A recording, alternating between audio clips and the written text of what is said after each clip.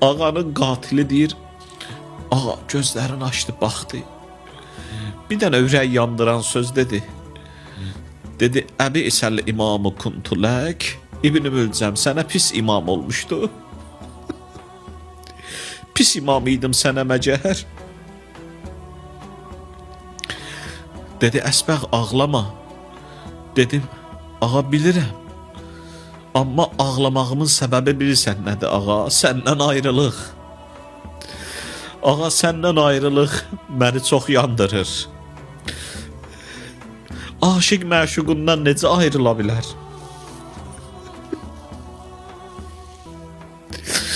Əlican, bəlkə də sənin Zəhron, Fatimən sağ olsaydı başqa cür olardı. Amma Fatimə əvəzi Zeynəb gəldi, yotdu başının üstündə ağanın. Dedi, ey ruhi Məsiha, mənə bir tazə nəfəs ver.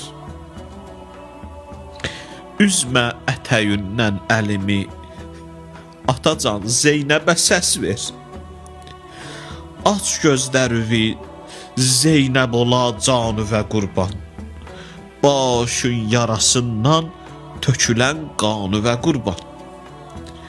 Atacan, dilbər yaralı görsə əgər dilbəri xoşdur.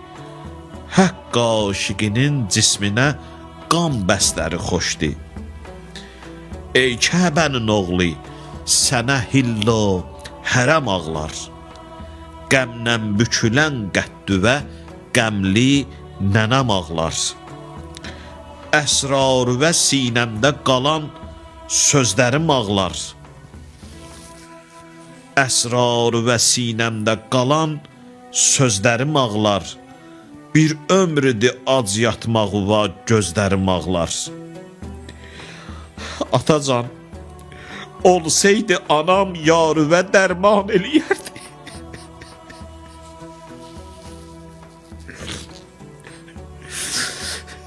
Xanımın bu sözü yandırır ha adamı.